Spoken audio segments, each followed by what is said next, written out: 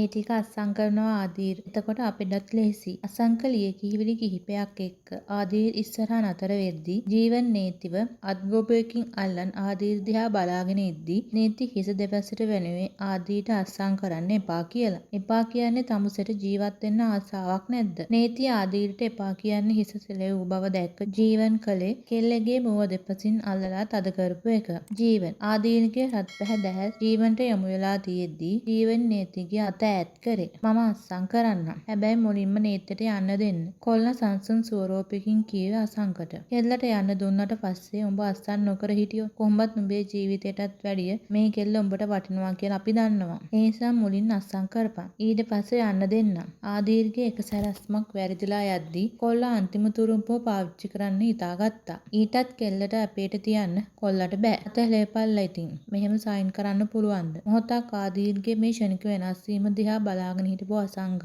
වාහනේ ඉස්සරහට පැන්න තරුණයාට ආදීර්ව ලෙහන්නි කියලා හිසින් සන් කරනකොට ඒ තරුණයා මෙතෙක් වෙලා ආදීර්ගේ දෑත් වෙලා තිබුණු ලණුව ඉවත් කරේ කොල්ලා අත් දෙක ඉස්සරහට අරන් කැපුණු තැන් පිරිමදිමි.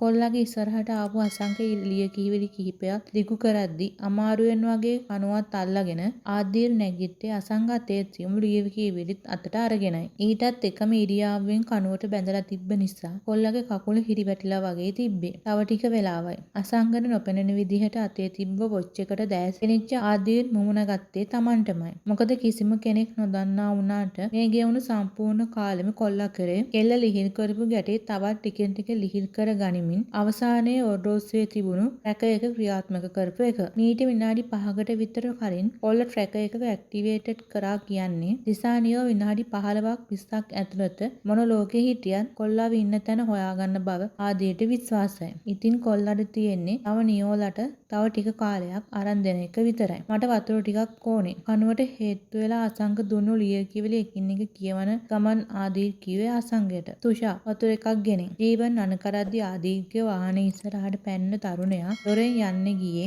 ආදීර් එක්වරක් නේති දිහාත් බලලා ආයෙමත් ලිය කිවිලි වලට සම්පූර්ණ අවධානය යොමු කරනකොට ඒ ලිය කිවිලි වල තිබ්බේ AD එක වගේම මේ වෙනකොට විජය බණ්ඩාර වලව්ව ඇතුළුව කොල්ලගේ නමට තියෙන හැම දේපලක්ම ජීවන්ගේ නමට හරවන්න කියලා. දීපන්. තවත් විනාඩි 2-3ක් ගත වෙද්දි වතුර වීදුවක් ඇතුළතව තුෂා ආදීර් ළඟින් නතර වුණේ. කොල්ලයි තරුණයා ගෙන ආපු වතුර වීදුරුව අතට ගනිද්දිම බිමට ලිස්සලා වැටෙද්දි. කොල්ලා වෙවුලන අත අසංකට පේන්නම නමලා දිගාරිද්දි ආදීර් ළඟට ආව අසංක ඇස් වලින් කොළ ටික පෙන්නුවේ ආදීර් ඕනකමින් ග්ලාස් එක වට්ටපු බව අඳුනගෙන වගේ. දැන් හරිනේ අතෑරපන් කෙල්ලව. අසංකට ඕන විදිහටම කොල්ලා ලිය කිවිලි ටික අස්සම් කරලා අසංකගේ මූණට දමලා ගහද්දි ජීවන් නීතිව අතෑරියත් එක්කම නීති ආදීර් දිහාවට අඩියෙන් දෙකින් ඇවිදගෙන ඇවිත් ඊළඟට මොහොතේ ආදීර් කෙල්ලට හිතා ගන්නවත් නොදී කෙල්ලව කොල්ලගේ පපුවට හිර කරගත්තෙත් මොළු බිම් මහලම දෙදුරුම් කමින් වෙඩි හඬවත් දෙකක් ඇහුනෙත් එකටම. සර් කොල්ලගේ පපුවෙන් මුහුණුන් ඈත් කරපු තප්පරයටම ආදීර්ට පිටිපස්සෙන් පිස්තෝලය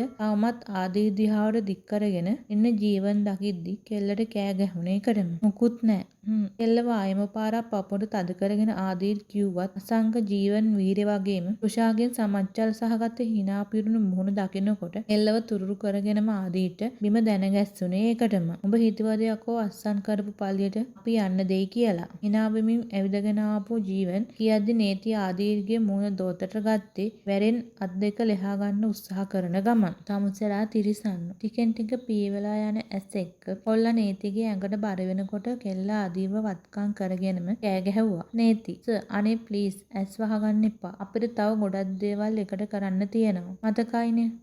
මතකයි. ඒත් අපි පරක්කු වැඩිද? නංගි නෑ දෙයියනේ නෑ. පුතා කෙල්ලව ගනින්. එපා. යනවලා එහාට. මං කොහෙවත් එන්නේ නැහැ. කෙල්ල කෑ ගහද්දිම ජීවන් ආදීව පැත්තකට තල්ලු කරලා දැම්මේ කොල්ලා බිම දන තියාගෙන අපහසුයෙන් නැගිටින්න උත්සාහ කරද්දි. මැරිලා ඵලයන්කෝ. කොල්ලා නැගිටින්න හදද්දි අසංක ඇවිත් කොල්ලගේ පපුවට පයින් පාරක් ගැහුවේ ඒ පහරට කොල්ල බිමට ඇදගෙන වැටෙද්දි. සර් අනේ අතෑරපන්. යන්න දීපන් මඩ. අනේ දෙවියනේ සර්. කෙල්ල ආදීර්ගේ දිහාවට යන්න පොරකද්දි කෙල්ලගේ කෙස් වැටියෙන් අල්ලගෙන ආපු ජීවන් කෙල්ලට කමුල් පහරක් ගැහුවේ කෙල්ලව බිමට වීසි වෙලා යන්න. ආදීර් අඬවන් වෙන්න ලන්නුණු දැස දෙමින්ති පොළව මතින් කෙල්ල දිහාවට දිගු කරද්දි එතෙක් වෙලා ආයාසයෙන් විවර කරගෙන හිටපු දැස් පිය වුණෙත් එකටම. සර් කොල්ලගේ ඇස් පිය වෙන්නවත් එක්කම කෙල්ලගේ හඬ දොංකාර දුන්නේ ඊළඟ මොහොතේ කෙල්ලගේ දෑත් පොළව කෙල්ලවට තියලා තද කරපු ජීවන් කෙල්ලගේ ඇඟ මතට ආවෙත් එකටම කෑනු ගහ හිටපන්. තව ටිකකින් උඹ ඌ ළඟට යවන්නම්. කෙල්ලගේ මුහුණට ලන් වෙමින් ජීවන් කිව්වත් කෙල්ල අපුලෙන් මුහුණ එහෙට මෙහෙට හැරෙව්වේ උණු කඳුළු පේලියක් කොපුල් හරහා ගලාගෙන යනකොට. දැනුත් පරක්කු නෑ. එයාව හොස්පිටල් එකකට ගෙනියන්න අනේ. කෙල්ලගේ ඇඟ පුරාම ඇස් ගෙනිච්ච ජීවන්ට කෙල්ල ආයාචනාත්මක බැල්මකින් ජීවන්ට කිව්වත් ඒ කිසි දෙයක් වැඩකට උනේ නැහැ. තිරිසනා hina වෙමින්ම කෙල්ලගේ කොපුවල අත ගෙනියද්දි කෙල්ල ජීවන්ගේ අත දසන් වලට මැදි කරගත්තේ ජීවන් වේදනාවෙන් කෑ ගහගෙනම කෙල්ලගේ වතින් මෑත්තලා තවත් පහරක් කෙල්ලගේ කොපුලට එල්ල කරද්දි උඹට මම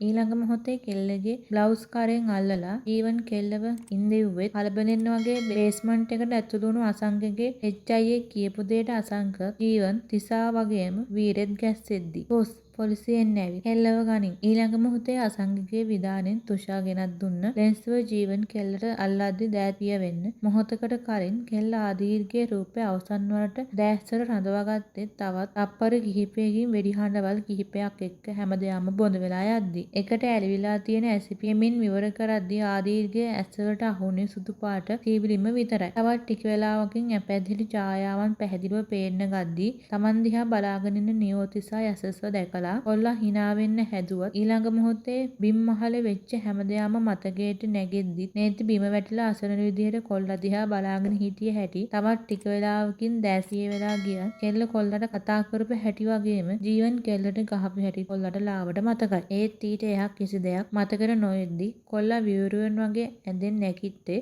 අතට කනෙක්ට් කරලා තිබු කැනියුල එකත් ගලවගෙන. කොන්ද දෙසින් දරා ගන්න බැරි වේදනාවක් දැනුණත් ඇඳෙන් බැස්ස ගමන් නියෝගි කොළයකින් අල්ලාගත්ත ආදී දත්මිටි කමින් ඇහුව ප්‍රශ්නෙට තිසාවගේම යසස් ගැස්සුනෙත් ඒ ප්‍රශ්නෙට දෙන්න ඕන උත්තරේ හිතාගන්න බැරුව. කෝනියෝ මගේ කෙල්ල කොහෙද කියපන් මට සම්බන්ධයි.